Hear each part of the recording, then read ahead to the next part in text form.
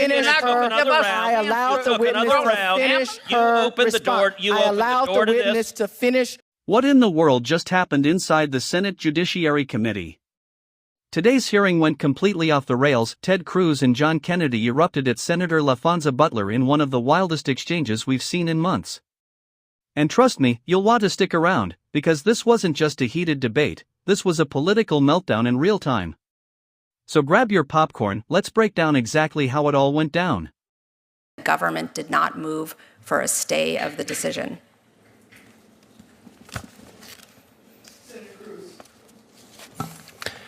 Well, Judge Netburn, I want to continue on this line of questioning. In your court, what matters more, the rights of individuals or your political ideology? I apply the law to the facts. I asked a question, which matters more? Well, my political ideology doesn't matter at all. Okay, so I don't believe you. And I think this case demonstrates that you are willing to subjugate the rights of individuals to satisfy your political ideology. This case involves a male defendant who raped a 9-year-old boy. Was he guilty of that? Yes, the petitioner pled guilty to that. Okay, so he raped a 9-year-old boy. He also raped a 17-year-old girl. Was he guilty of that? He pled guilty. The petitioner pled guilty to that crime as well. So was he guilty? I hope so, because she pled guilty to it. He was a he when he did this. That's correct. And also criminal deviant conduct, which the record doesn't disclose what that was exactly. Then, after serving in prison, Mr. McClain was released for parole, but then violated the terms of parole by having internet and was sent back to prison. 1 year after being released again, he was convicted of having child pornography. Is that correct? I'm unclear on exactly the time frame that you're at, but the petitioner was convicted of distributing child pornography. Child pornography that was images of adults violently raping children. Abhorrent conduct. Okay. For which there are real victims. And this individual, 6'2", biologically a man. A minute ago you said that when this man decided that he was a she, you said this individual was, quote, I wrote it down, sober and entirely a female. That phrase struck me as remarkable. Did this individual have male genitalia? I think what I said, or at least what that is a verbatim quote, entirely a female. Sorry, what I meant to say was hormonally a female. Okay, but that's not entirely. Did this individual have male genitalia? Yes. So you took a 6'2", serial rapist, serial child rapist with male genitalia, and he said, you know, I'd like to be in a women's prison. And your answer was, that sounds great to me. Let me ask you something. The other women in that prison, do they have any rights? Is that a question you're asking me? Yes, the other women in that prison, do they have any rights? Of course.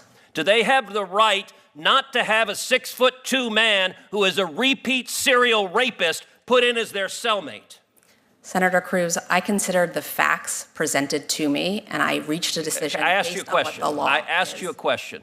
Do they have a right not to have a 6'2" man who is a serial rapist put in as their cellmate? Do those women have a right to that? Every person who's incarcerated has the right to be safe in their space. But you didn't think so. You didn't think so. And in fact, I'm going to give some quotes from your order because Senator Kennedy is right. This is not a judge's order. This is a political activist. By the way, the beginning of your order says, at birth, people are typically assigned a gender. I got to say that would astonish a lot of Americans. A lot of Americans think you go to the hospital, a baby is born, and congratulations, you have a little boy, a little girl.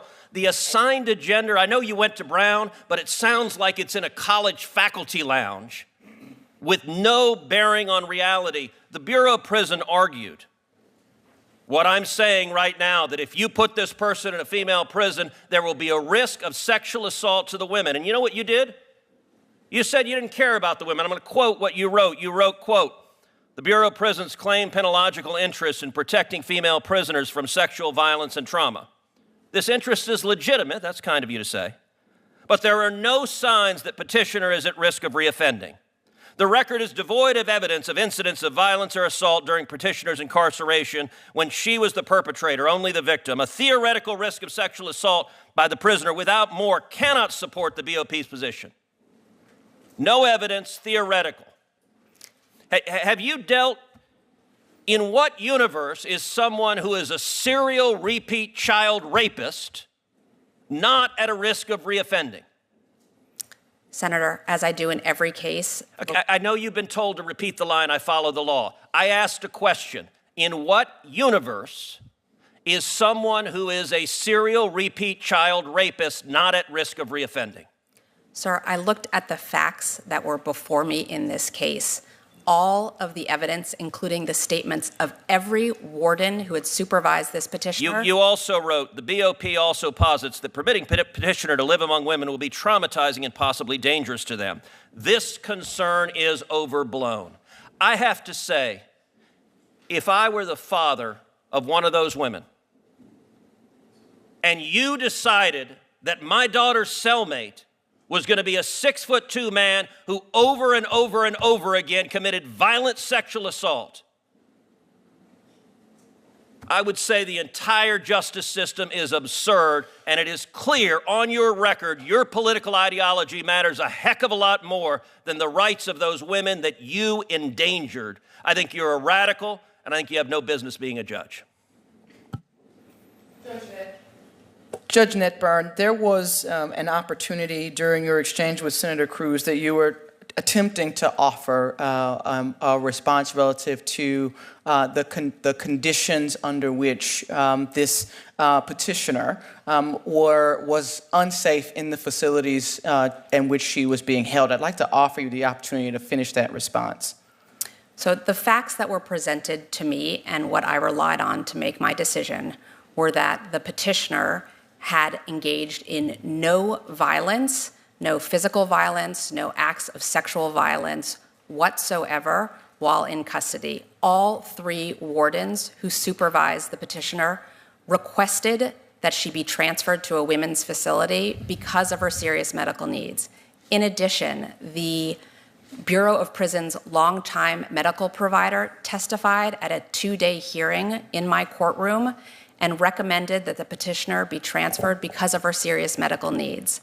And the last thing I'll say is that the Transgender Executive Council, which is the body that makes decisions on behalf of transgender transfer requests within the Bureau of Prisons, never said that the petitioner could not be transferred, and never, ever said that she couldn't be transferred because of any risk of violence. What the Transgender Executive Council repeatedly said in denying the request was simply that she needed to maintain her hormone levels. That was the repeated justification for the denial of transfer.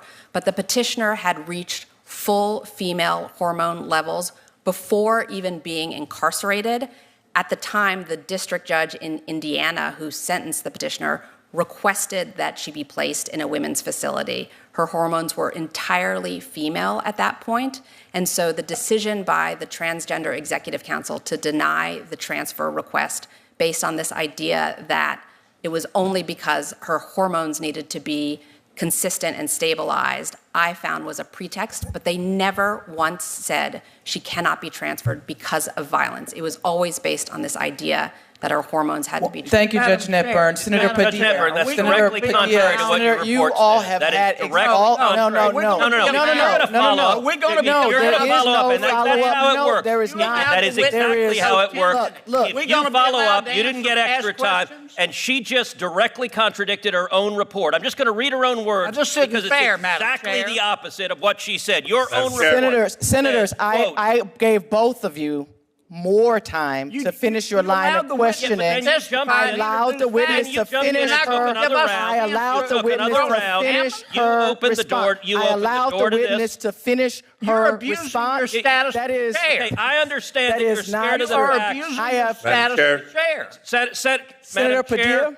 Madam can't Chair, just open Thank you, up Madam Chair. testimony and then she not has an give us a obligation to chance explain cross-examine? why she directly contradicted what she wrote in her report. She says in her report, the Bureau of Prisons' claimed penological interest is in protecting female prisoners from sexual violence and trauma. She just told you the Bureau of Prisons didn't say there was a concern about sexual violence and trauma. Those are directly contradictory, and why are you contradicting what you wrote in your report? And what are Thank you Madam trying to Chair. I hide, believe Madam I have Chair? the floor. No, wait, point of I order. believe Senator I Padilla. have the What are you Senator floor. trying to Padilla. hide, Are you going to let her Madam answer that question? Senator or you Padilla. don't want her to answer that question? Senator You're Padilla. afraid? This Very is much, a Madam cover-up, Chair. Madam Senator Chair. Are you Padilla. afraid of the answer to This that is Colleague. no Cover-up. Are you Senator afraid Padilla. of the answer to that question? Senator Colleagues, Padilla. So yes, My you are time. afraid of the answer This to that is question. Senator ridiculous. Padilla. Please hold Clearly, my you're time. afraid of the answer to that question. This is Thank you. absurd. To the nominees before us, appreciate your patience and your dignity. So, what do you think? Did Cruz and Kennedy go too far, or was Butler the one who lost control? Let me know in the comments below, because this debate is far from over. And if you enjoy watching these wild Capitol Hill moments unfold, make sure to hit like, subscribe, and tap that notification bell so you don't miss a single breakdown. Because here on Capitol News, we bring you the real moments that define Washington, unfiltered, unedited, and unbelievable.